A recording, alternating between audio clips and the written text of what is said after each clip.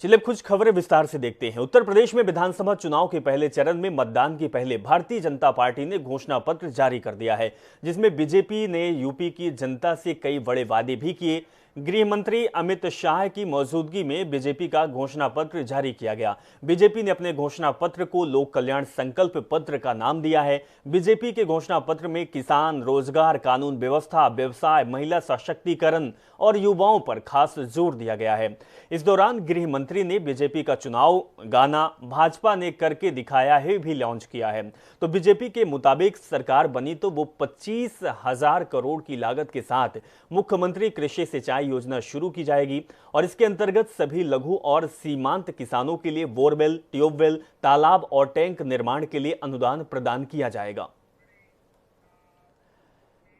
तो वहीं समाजवादी पार्टी भी पीछे नहीं है। दरअसल समाजवादी पार्टी ने उत्तर प्रदेश विधानसभा चुनाव के लिए आज अपना घोषणा पत्र जारी कर दिया। इस दौरान सपा के राष्ट्रीय अध्यक्ष अखिलेश यादव ने कहा कि हमने साल 2012 के चुनावी घोषणा पत्र में जो भी कहा था वो हमने पूरा भी किया है और बल्कि जो नहीं कहा था वो भी हमने काम करके दिखाया है। इस दौरान अखिलेश यादव ने कहा कि हमारे घोषणा पत्र सभी फसलों के लिए एमएसपी दी जाएगी और गन्ना किसानों के लिए 15 दिनों में भुगतान किया जाएगा और सभी किसानों को 4 साल के भीतर यानी कि 2025 तक कर्ज मुफ्त में दिया जाएगा।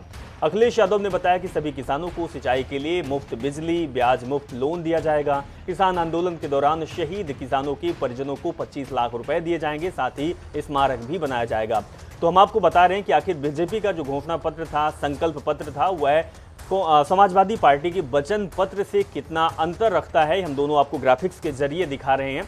तो आपको बता दें कि आज बीजेपी ने और गृह मंत्री अमित शाह ने संकल्प पत्र जारी किया है उत्तर प्रदेश में। तो वहीं चुनाव को देखते हुए आज समाजवादी पार्टी ने भी दांव खेल दिया है और आज ही के दिन चुनकर समाजवादी पार्टी ने अपना वचन पत्र जारी किया गया है। तो दोनों के अंतर क्या है ये हम आपको ग्राफिक्स के माध्यम से दिखा रहे हैं। एक तरफ बीजेपी का संकल्प पत्र, दूसरी तरफ समाजवादी पार्टी का वचन पत्र, क्योंकि सूबे में इस बार की लड़ाई भारतीय जनता पार्टी और समाजवादी पार्टी के बीच चल रही है। तो दोनों में कहीं ना कहीं अब जो सत्ता का संग्राम है उसको पाने के लिए एक दूसरे पर मोहरे फेंक रहे हैं, चाहे वो प्रत्याशियों के हो, दावों के हो, वादों के हो या फिर संकल्प और वचन के हो। फसलों के लिए एमएसपी प्रदान की जाएगी और गन्ना किसानों को 15 दिन में उनका भुगतान सुनिश्चित किया जाएगा। इसके लिए अगर फार्मर्स कॉर्पस फंड भी बनाना पड़ेगा तो बनाया जाएगा। सभी किसानों को 4 साल के भीतर यानी 2025 तक कर्ज मुक्त बनाया जाएगा। ऋण मुक्ति कानून बनाकर के अत्यंत गरीब किसानों को लाभ पहुंचाया जाएगा। सभी लघु एवं सीमांत किसान जिनके पास 2 एकड़ से कम जमीन है उन्हें 2 बोरी डीएपी एवं 5 बोरी यूरिया मुफ्त दी जाएगी। सभी किसानों को सिंचाई के लिए मुफ्त बिजली, ब्याज मुक्त लोन, बीमा एवं पेंशन की व्यवस्था की जाएगी। किसान आंदोलन के दौरान शहीद हुए किसानों के परिजनों को 25 लाख रुपए की आर्थिक मदद दी जाएगी और उनकी याद में किसान स्मारक भी बनाया जाएगा। अखिलेश यादव की बात हम आपको सुना रहे थे। उन्होंने अपना जो वचन पत्र जारी किया उसके बारे में बता रहे थे। अगली खबर का रुख करेंगे। उत्तर प्रदेश की 18वीं विधानसभा के लिए पहले चरण की 58 सीटों पर चुनाव प्रचार आज थम गया है। पश्चिमी यूपी के 11 जिलों की इन सीटों के लिए 623 उम्मीदवार मैदान में उतरे हुए हैं। तो मतदान 10 फरवरी को और मतगणना 10 मार्च को होनी है। यूपी में पहले चरण के 11 जिलों की 58 विधानसभा सीटों के लिए 21 जनवरी तक नामांकन हुआ। इसमें 9 सीटें अनुसूचित जाति के लिए आरक्षित है। आपको यह भी बता दें कि 10 फरवरी को सुबह 7 बजे से शाम 6 बजे तक मतदान होना है। चुनाव प्रक्रिया के दौरान सुरक्षा व्यवस्था के भी बड़े बंदोबस्त किए गए हैं। अतिरिक्त सतर्कता बरतने जाने के साथ ही शरारती तत्वों पर कड़ी नजर रखने के निर्देश भी चुनाव आयोग के द्वारा दिए गए हैं। तो पहले चरण में शामली के 3, मुजफ्फरनगर की 6, मेरठ की 7, बागपत की 3, गाजियाबाद जिले की 5, हापुड़ जिले की 3, गौतम बुद्ध नगर यानी कि नोएडा की 3, बुलंदशहर की 7, अलीगढ़ की 7, मथुरा की 5, आगरा की 9 विधानसभा सीटों पर चुनाव होना है। तो कुल 58 सीटों पर चुनाव होना है, जिसमें से 11 जिले शामिल हैं। मुजफ्फरनगर से पवन अग्रवाल हमारे संवाददाता जुड़े हुए हैं, वहीं गाजियाबाद से हैदर अली भी जुड़े हुए हैं। दोनों संवाददाता हमारे पास। सबसे पहले हम हैदर अली आपके पास आएंगे, क्योंकि दिल्ली से सटा हुआ गाजियाबाद बॉर्डर है और सबसे बड़ी बात है कि आज जो चुनावी प्रचार प्रसार है वो थम चुका है। 2 दिन बाकी है, या कहें कि अब घंटों में वक्त लिमिटेड रह चुका है। किस तरीके का माहौल बना है इन दिनों, और अब क्या जो मतदान होना है उसके लिए किस तरीके से योजनाएं बनाई गई है चुनाव आयोग के द्वारा? ठीक है अभिषेक, अगर गाजियाबाद की 5 विधानसभा सीट की अगर बात की जाए तो आज 5 बजे चुनाव प्रचार खत्म हो चुका है और कहीं ना कहीं प्रशासन ने जो सेक्टर मजिस्ट्रेटों के की जो रखवाली करने की जिम्मेदारी दी गई थी, तो कहीं ना कहीं प्रशासन अब रोड पर आ चुका है।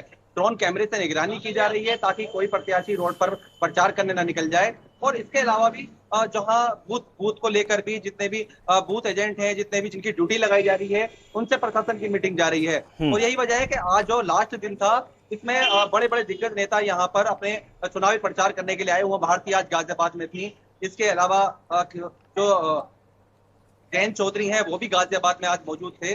बड़े दिग्गज नेता यहाँ मौजूद थे ताकि अपने प्रत्याशी को आखिरी वक्त में, क्योंकि पश्चिम उत्तर प्रदेश के 58 सीटों पर चुनाव होना है, तो कहीं ना कहीं आज जो मैनिफेस्टो भी जारी किया गया है पार्टियों का, तो देखकर भी कहीं ना कहीं ये किसानों की बेल्ट है, इसलिए किसानों को ज्यादा लुभाने के लिए, एक तरफ करने के लिए, तो कहीं ना कहीं ये आज मैनिफेस्टो जारी किया गया है। और यही वजह है कि अब जहां प्रत्याशी जो है अपने बूथ एजेंटों से मीटिंग करते हुए घर घर जाकर बूथ जो मतदान पर्चियां हैं उनको पहुंचा रहे हैं, और कहीं ना कहीं सकुशल संपन्न कराने के लिए प्रशासन की मुस्तैदी दिखाते हुए अब गश्त भी कर रहा है। चलिए, बिल्कुल हैदर, हमारे साथ हमारे संवाददाता पवन भी जुड़े हुए हैं मुजफ्फरनगर से, उनके पास भी चलेंगे। मुजफ्फरनगर की बात करें तो 6 सीटों पर चुनाव होना है। किस तरीके का माहौल देखा जा रहा है पवन मुजफ्फरनगर का, और सबसे बड़ी बात है कि आज चुनाव प्रचार भी थम चुका है? अभिषेक, मैं बता दूं, आज जनपद मुजफ्फरनगर के अंदर 5 बजे चुनाव प्रचार खत्म हो चुका है। और आपको बता दूं, जनपद मुजफ्फरनगर के अंदर 72 प्रत्याशियों पर 20,24,281 मतदाता 10 फरवरी को मतदान करेंगे सुबह 6 बजे से। अब बता दो, जनपद मुजफ्फरनगर के अंदर सीआरपीएफ, बीएसएफ, पीएससी और बाकी कई जनपदों के बाहर से भारी पुलिस फोर्स, कई कंपनियां, सैकड़ों कंपनियां मौजूद मुजफ्फरनगर के अंदर है, जो अपनी छत्र छाया में सुरक्षित माहौल में ये मतदान कराएंगी अभिषेक। और इस मतदान को लेकर लोगों में भारी उत्साह बना हुआ है। लोगों का कहना है कि अब की जो सरकार होगी, जो भी मतदान होगा, तो विकास कार्यों को लेकर होगा। और लगातार मुजफ्फरनगर के अंदर आज कई बड़े जनप्रतिनिधि, बड़ी बड़ी पंचायतें और बड़ी बड़ी जनसभाएं उन लोगों ने की है अपने अपने प्रत्याशियों के अनुरूप माहौल बनाने के लिए अभिषेक। जी बिल्कुल पवन, हम आपसे ये भी जानना चाहेंगे कि पश्चिमी यूपी की बात की जाए तो पिछली बार ये कहीं 2017 के चुनाव में बीजेपी को बढ़त मिली थी। इस बार हालांकि बीजेपी ने दमखम से सारे मुद्दों को भुनाने की कोशिश की है, लेकिन किसान मुद्दा, मुजफ्फरनगर की बात की जाए तो किसान बाहुल क्षेत्र है, जाट वोट बैंक ज्यादा है। किस तरीके का गणित यहां पे बैठ रहा है? और क्योंकि राकेश टिकैत भी एक अहम भूमिका निभाते हैं किसान नेता के तौर पर, और किसान बीजेपी से खफा चल रहे थे। जी अभिषेक, मैं आपको बता दूं, जनपद मुजफ्फरनगर के अंदर भले ही किसान नाराज हो बीजेपी से, लेकिन वहीं लगातार मुख्यमंत्री 1 हफ्ते के अंदर 2 बार दौरा कर चुके हैं। उप मुख्यमंत्री केशव प्रसाद मौर्य, दिनेश शर्मा लगातार कैंपिंग कर चुके हैं। अमित शाह आ चुके हैं, बीजेपी प्रदेश अध्यक्ष आ चुके हैं। वो जाट लैंड में भी गए, जाट लैंड में उन लोगों ने जनसभाएं की और जाटों को एकमत करने के लिए बीजेपी की ओर उन्होंने अग्रसर किया है। जाटों ने वादा भी किया है कि हम बीजेपी को वोट देंगे, लेकिन कहीं ना कहीं जो साइलेंट वोटर है, जो कहीं ना कहीं बीजेपी का है, और जब हम लोग बात करते हैं तो वो यही कहता है कि अगर हम यहाँ बोलेंगे तो विवाद होगा, लेकिन हम वोट बीजेपी को ही देंगे। अभिषेक, इस तरह लोगों का मानना है। जी, नाराजगी जैसे कि आज मैनिफेस्टो बीजेपी ने जारी किया है, किसानों के लिए बिजली माफी का दिया है कि बिजली फ्री दी जाएगी, यूरिया दिया जाएगा। बिल्कुल, तो पवन हम कह सकते हैं कि बहुत सारे वादे और दावे किए हैं, लेकिन दर्शकों को हम ये भी बता दें कि जो जाट वोट बैंक है वो 17% है। इन 58 सीटों पे मुस्लिम 27 और दलित 25% है। हालांकि सभी राजनीतिक पार्टियां दांव लगा चुकी हैं, लेकिन अब जो मतदान होना है 10 तारीख को, या कहें कि जो 600 से ऊपर जो चुनावी मैदान में लोग उतरे हुए हैं, उनके भाग्य का फैसला होना है। अब देखना यही होगा कि लोग किसको चुनते हैं। फिलहाल बहुत बहुत शुक्रिया पवन, आप हमारे साथ जुड़े। हैदर अली आप भी हमारे साथ जुड़े। तो अब चुनाव है और चुनाव का प्रचार प्रसार थम चुका है। 10 तारीख को मतदान होना है। फिलहाल एक छोटे से ब्रेक ले रुकते हैं, बने रहिए आप हमारे साथ। और बताएंगे कि उत्तर प्रदेश में विधानसभा चुनाव का दंगल जारी है। उत्तर प्रदेश में विधानसभा चुनाव को लेकर सियासी गर्माहट भी पूरे शबाब पर है। तो समाजवादी पार्टी के प्रमुख अखिलेश यादव के समर्थन के लिए पश्चिम बंगाल की मुख्यमंत्री ममता बनर्जी भी यूपी पहुंच चुकी हैं। अखिलेश और ममता ने आज साझा प्रेस कॉन्फ्रेंस भी की है। इस दौरान ममता ने जमकर योगी सरकार पर निशाना साधा है। ममता ने कहा कि हाथरस की घटना, उन्नाव की घटना और कोविड के दौरान यूपी में गंगा में फेंके गए शवों के लिए जिम्मेदार लोगों को इतिहास कभी माफ नहीं करेगा।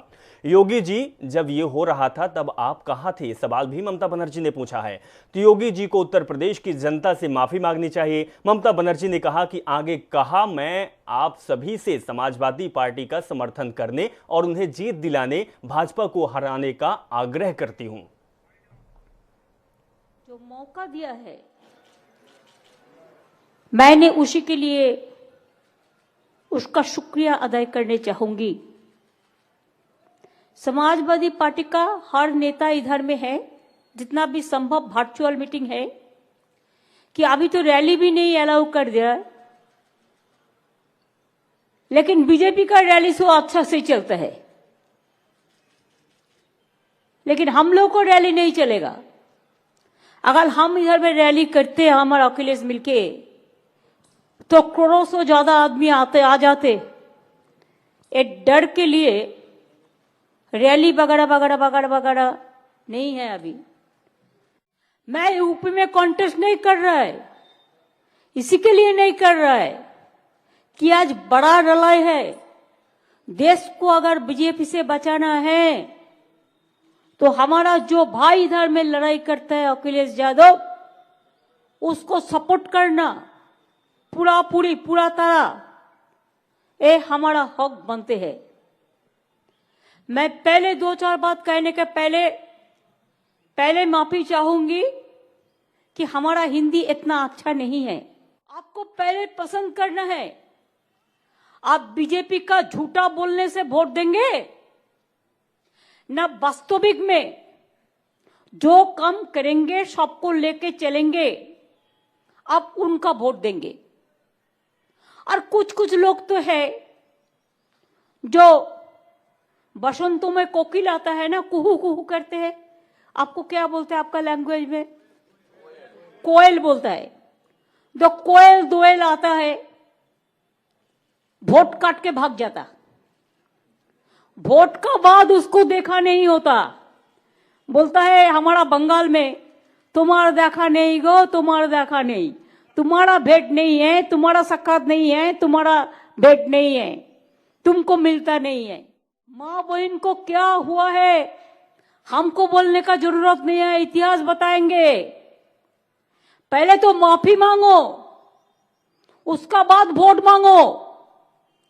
हाथरस में क्या हुआ था इतिहास कभी नहीं क्षमा करेंगे। पहले माफी मांगो। उन्नाव में क्या हुआ था माफी मांगो। एनआरसी लेके कितना लोग मरा था, माफी मांगो। पवित्र धरती मेरे को गंगा माई है, जो गंगा माई को हम लोग पूजा करते हैं। मेरे को पता चला जब मालदा में, मेरे बंगाल में, उत्तर प्रदेश को डेड बॉडी मिला, लाश मिला। कोविड का बाद सब लाश गंगा मां को फेंक दिया, नंबर नहीं लगेगा। मैंने वो लाश उठाया और उसको उठा के शांति से उसको, जिसको समाधि है, जिसको श्रद्धांजलि है, जिसको क्रिमेशन है, जो भी धर्म का माफिक करना है, मैंने सब कर दिया। तो वहीं यूपी चुनाव के सह प्रभारी कैप्टन अभिमन्यु आज मेरठ पहुंचे हैं। इसी दौरान कैप्टन अभिमन्यु ने बीजेपी में सिवाल खास विधानसभा प्रत्याशी मनिंदर पाल के समर्थन में जनसभा को संबोधित किया और कहा कि इस बार फिर एक भारी बहुमत से बीजेपी की जीत होगी और साथ ही साथ विपक्ष पर निशाना भी साधा है।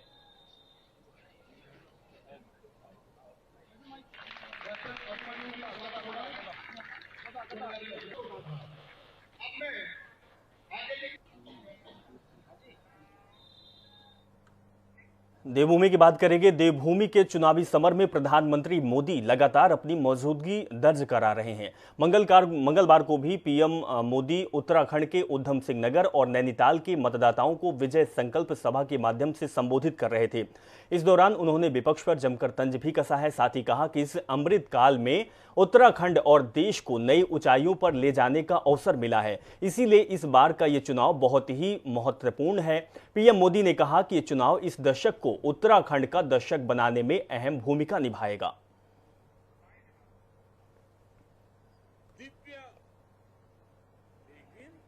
साल में 2800 करोड़ 3000 से भी कम, और हमारे 7 साल में 33,000 करोड़ रोड बनाने के लिए। आप मुझे बताइए, आपका भला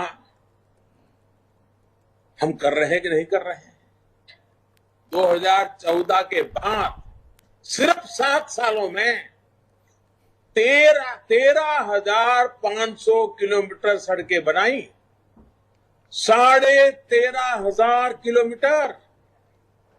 आज जब डबल इंजन सरकार 4 धाम रोड प्रोजेक्ट के लिए 12,000 करोड़ रुपए दे चुकी है, 90% काम भी पूरा कर चुकी है, उन्हें अब पहली बार 4 धाम का नाम याद आ रहा है। कांग्रेस और बीजेपी के काम में आसमान जमीन का अंतर आज उत्तराखंड का युवक ये बात अच्छी तरह समझ रहा है। इसलिए वो एक युवा नेतृत्व में डबल इंजन की सरकार को भारी समर्थन दे रहा है। तो देवभूमि के रण में दिग्गजों की फौज लगातार ताकत झोंक रही है। इसी कड़ी में केंद्रीय रक्षा मंत्री राजनाथ सिंह ने अल्मोड़ा में आयोजित जनसभा में कहा कि आजकल फिल्म पुष्पा का नाम काफी चर्चा में है और हमारे सीएम का नाम पुष्कर है, लेकिन ये पुष्कर नाम सुनकर कांग्रेस के लोग समझते हैं कि ये पुष्कर तो फ्लावर है। लेकिन मैं उन्हें बताना चाहता हूं कि अपना पुष्कर फ्लावर भी है और फायर भी है। हमारा पुष्कर ना कभी झुकेगा और ना ही कभी रुकेगा। हमारे उत्तराखंड के मुख्यमंत्री का प्रश्न है वो बहुत ही सरल है, बहुत ही सौम्य, और उनका नाम भी पुष्कर है। आजकल एक फिल्म चल रही है, उसकी चर्चा खूब चारों तरफ हो रही है। फिल्म का नाम है पुष्पा और हमारे मुख्यमंत्री का नाम है पुष्कर। मगर यह पुष्कर सुनकर कांग्रेस के लोग समझते हैं कि यह पुष्कर तो फ्लावर है, फूल है। लेकिन मैं कांग्रेस के दोस्तों को बताना चाहता हूं, अपना पुष्कर फ्लावर भी है और अपना पुष्कर फायर भी है। यह कांग्रेस को समझना चाहिए। और हमारा पुष्कर धामी ऐसा है कि हमारा पुष्कर धामी न झुकेगा न किसी भी सूरत में रुकेगा। हमारा पुष्कर सदा आगे बढ़ता रहेगा। चुनावी प्रचार के अंतिम चरण में सभी दलों ने अपने बड़े नेताओं को मैदान में उतारने का फैसला कर लिया है। भाजपा की बात करें तो प्रधानमंत्री मोदी प्रदेश में 3 जनसभाओं को संबोधित करेंगे, जिसमें श्रीनगर, गढ़वाल और अल्मोड़ा की तारीख तय हो गई है। वहीं यूपी के मुख्यमंत्री योगी आदित्यनाथ का भी जनसभा को लेकर समय मांगा गया है। तो बीजेपी प्रवक्ता सुरेश जोशी का कहना है कि प्रधानमंत्री मोदी और योगी आदित्यनाथ की जनसभा जल्द प्रस्तावित है, जिसको लेकर समय और स्थान फाइनल किया जा रहा है। रुड़की के मंगलौर विधानसभा के टिकोला गांव में पहुंचने पर पूर्व केंद्रीय मंत्री सचिन पायलट भाजपा सरकार पर जमकर बरसे। उन्होंने कहा कि डबल इंजन की सरकार देश की जनता के साथ धोखा कर रही है। सचिन पायलट ने कहा कि डबल इंजन की सरकार का इंजन कब खराब हो चुका है, इसमें बहकावे में आम जनता आने वाली बिल्कुल भी नहीं है। सचिन पायलट मंगलौर में कांग्रेस प्रत्याशी काजी निजामुद्दीन के पक्ष में एक जनसभा को संबोधित किया है और बीजेपी पर जमकर हमला बोला है। उत्तराखंड में बदलाव निश्चित है। भारी बहुमत से कांग्रेस के उम्मीदवार जीतेंगे। हम लोगों ने जो वादे किए हैं कि गैस का सिलेंडर 500 से कम पे होगा, महिलाओं को प्रोत्साहन दिया जाएगा, नौकरियां मिलेंगी। उत्तराखंड को पीछे धकेला गया है, बार बार मुख्यमंत्री बदलकर अपनी नाकामी को स्वीकार भाजपा ने किया है और इस प्रदेश के अंदर भारी बहुमत के साथ कांग्रेस पार्टी विजयी होगी, ऐसा मुझे पूरा विश्वास है। बार बार बदल रहे हैं तो कहीं ना कहीं मिस गवर्नेंस हुआ है। जो आपने वादे किए सब कागज पे रह गए हैं। जो घोषणाएं कर रहे हैं प्रधानमंत्री और मुख्यमंत्री चुनाव से पहले कर रहे हैं, लेकिन 5 साल में ना किसान को उचित दाम मिला है, महंगाई आसमान छू रही है, बेरोजगारी ऐतिहासिक हो गई है। जनता बदलाव चाहती है, बदलाव होगा उत्तराखंड के अंदर। जनरल वीके सिंह ने मंगलवार को जोशीमठ के खेल स्टेडियम में भारतीय जनता पार्टी के प्रत्याशी महेंद्र भट्ट के समर्थन में चुनावी जनसभा को संबोधित। मंत्री पूर्व थल सेना अध्यक्ष जनरल वीके सिंह ने कहा कि देश के प्रधानमंत्री मोदी के नेतृत्व में केंद्र सरकार का पहला लक्ष्य देश की सीमाओं की सुरक्षा करना है। इसके लिए सीमाओं की सुरक्षा करने वाले सैनिकों, सुरक्षा उपकरणों, आधुनिक तकनीकी के हथियारों, आधुनिक लड़ाकू विमान और सबमरीन को आधुनिक तकनीकी से लैस किया गया है। इस दौरान वीके सिंह ने इस बात का जिक्र भी नहीं भूले हैं कि बीजेपी ने 70 सालों से लंबित 1 रैंक 1 पेंशन देकर भूतपूर्व सैनिकों का सम्मान बढ़ाया है। चलिए इस खबर के साथ फिलहाल इस बुलेटिन में बस इतना ही। आप जुड़े रहें और देखते रहें जनता टीवी।